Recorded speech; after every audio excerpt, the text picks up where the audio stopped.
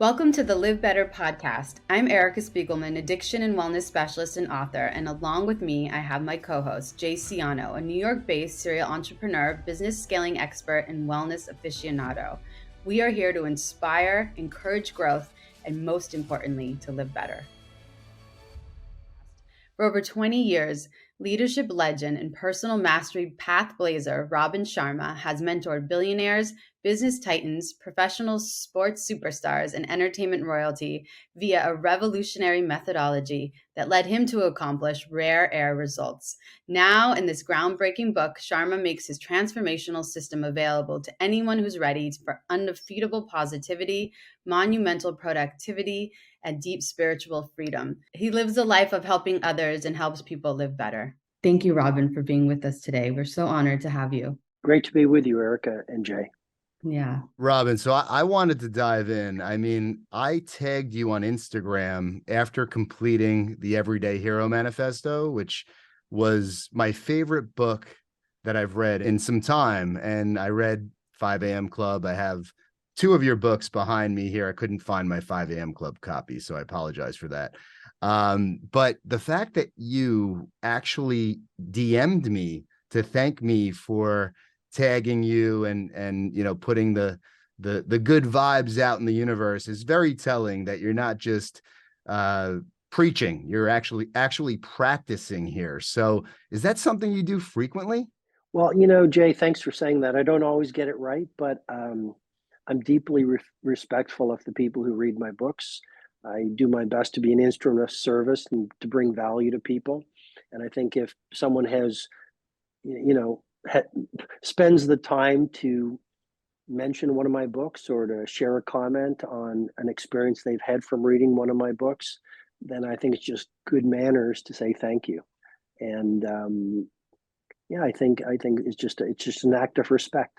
And it really, again, says so much about you. So in the spirit of time here, I want to dive right in with some amazing questions for our community, because the LivBtr podcast and the LivBtr community are always looking to at least get 1% better every day.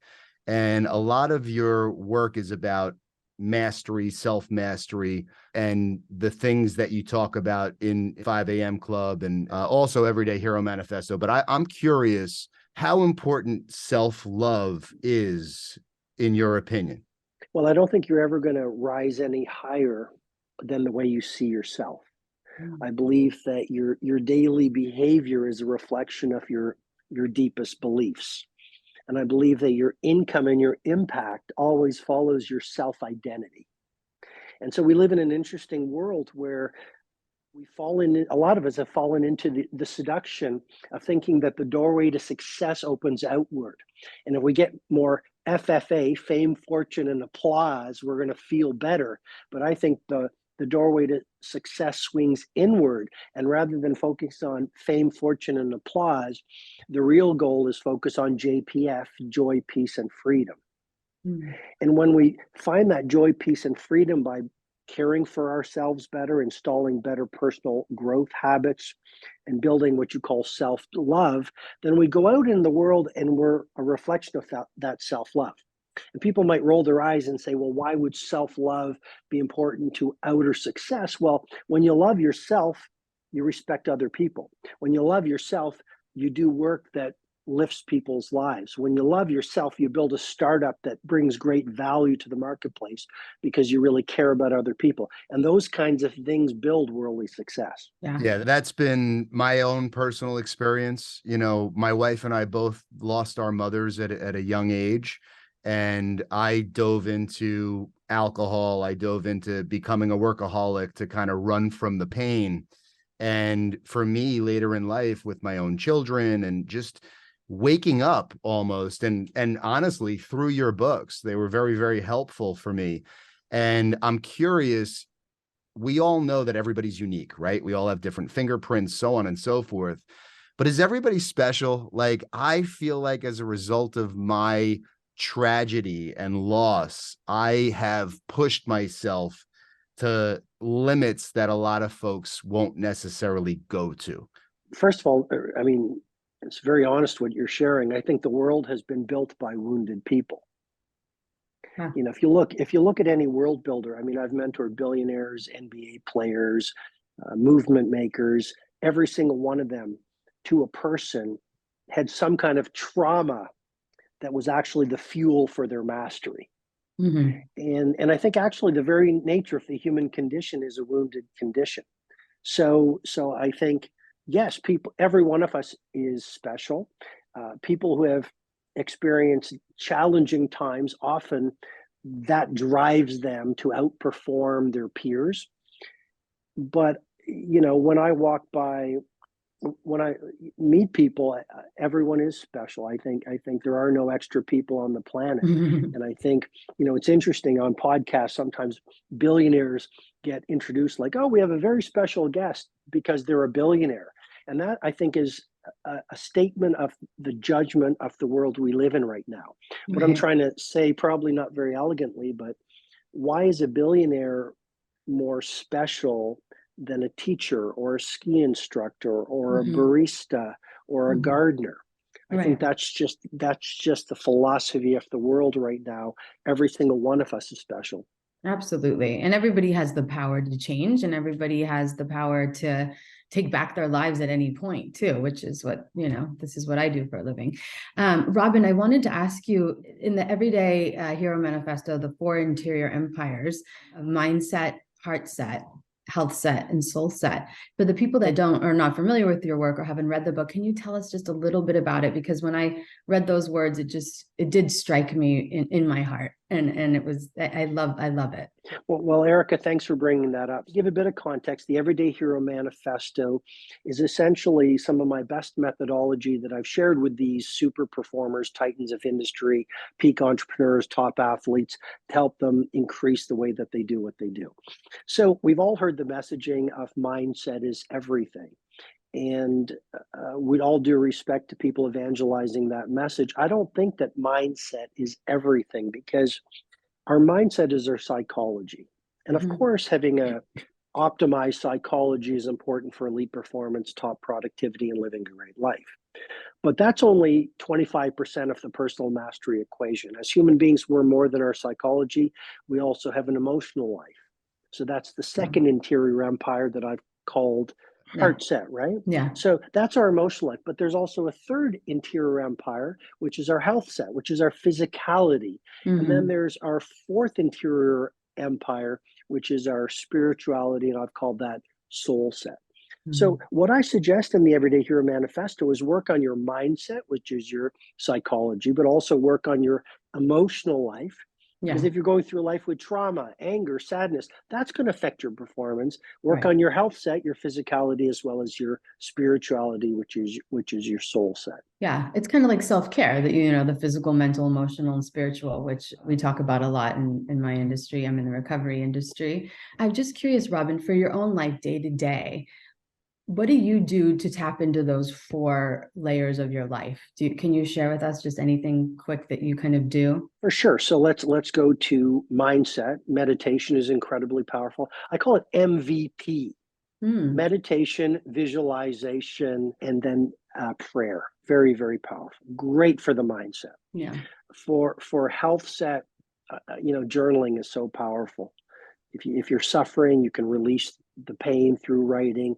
If you want to build gratitude or more heroism and inspiration, write about it. Great for your heart set. Working with a therapist, for example, could be very useful in purifying your heart set and releasing trauma. Being out in nature, like something as simple as forest bathing, is great for your emotional life. For health set, fasting is big for me. I fast, I'd say most days I fast for 16 to 18 hours. Science is confirming that releases BDNF, brain-derived neurotrophic factor. It extends your telomeres, which are a great marker of longevity. So that's great for your health set. I'm a big fan of Epsom salt baths. People don't talk about baths nearly enough. We hear about the cold showers, but hot baths actually, did you know that they release dopamine? So we take cold showers to release dopamine. Personally, I don't like being cold. I'd rather be in a nice hot bath.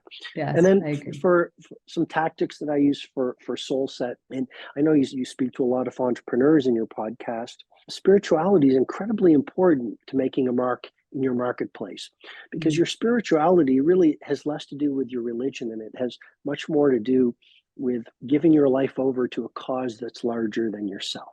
And if you can do that, you will be unstoppable in business, because you're not in it for the money, you're in it for the impact. And that's actually how you make money. So some tactics or things I do on a daily basis for my spiritual life. Solitude is very powerful in this world of overstimulation. I actually have two phones. One is the one I'm on with you, and and I call it the two phone solution. And the second phone has very little on it, no apps or anything. And so I get away from the distraction. Solitude's powerful. And I think just also as you go through your day, just being kind, as simple as it sounds, but treading the earth lightly, and just being gracious and kind to people. It's good for other people, and it's really good for your soul. I definitely subscribe to the concept of doing difficult things daily. I know you do as well. I think it builds confidence. And I also don't like being cold, but I just started jumping into an ice plunge a few weeks back. It's very uncomfortable. But since I'm trying to reduce my caffeine intake, it's amazing to me how much energy it gives me. So, I think everybody can just, do what makes them feel good. I believe in that as well. But I think it's really important to push yourself to be uncomfortable, because I think resilience is a very key factor in success. And when you were talking about the billionaires, and I have the benefit of knowing a few myself in the commercial real estate space, and I think it's interesting how society just defines success in a way that typically ties to income and material possessions. And, the way that you break down the 4 key principles that you do was very, very helpful to me. What do you think that our audience, who again lives under a rock and maybe hasn't read your books yet, they're going to, what would you give them? What kind of nugget would you give them about being better and really trying to live better today than they were yesterday? Well, I'd say one thing, which is in the Everyday Hero Manifesto, there's another model that's been very transformational to my clients, and it's called the 8 forms of wealth. Yep. And I think it's really important to remember that money is only one form of wealth. And too many of us have fallen into this attraction, seduction, and hypnosis of thinking when we get more money, when we have more likes, when we have more things, we will get to this magical place where we are happy. And that is such a lie that we sell ourselves. And so I would invite people to think about the other forms of wealth that will make for a rich life. And those would include family. Those would include making a difference in the world. Those would include getting back to adventure in your days.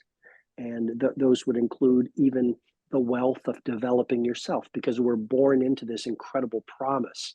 And it is such a form of richness to be mining more of your gifts and your talents every day, but often we neglect it. Second thing I'd say, it's a quote from my father as I was growing up. And he said, "Robin, when you were born, you cried while the world rejoiced." He said, "Son, live your life in such a way that when you die, the world cries while you rejoice." And what I'm suggesting is, we all know this, but life is so fragile, and even a long life is a very short ride. And so the suggestion I'd give to your many viewers is, no matter how long you get, connect to the mortality of your life as much as possible. And that's not depressing. I think it's inspiring. And when you realize that tomorrow could be your last day, or you might have another year, or if you're lucky, 40 years or 50 or 60 years, you start to live to the point. You stop wasting your time playing with your phone, and you start being more daring and doing the few things that you need to do to live a life that truly is meaningful to you. Yes. Oh, amen. Beautifully said. Beautifully said.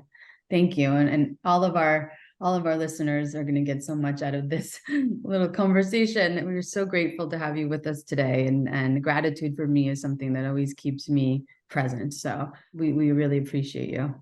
Yes, really a thank pleasure. you. We held back putting out our podcast because we want you to be our first guest. So we are really, really grateful, because what better way to kick off the LivBtr podcast than with you? Really a pleasure, Jay and Erica. Thank you very much for the invitation. Thank you. Have a great day. Thanks for joining us. Thank you so much, Robin. Appreciate it. Thanks so much. Be Bye-bye. well.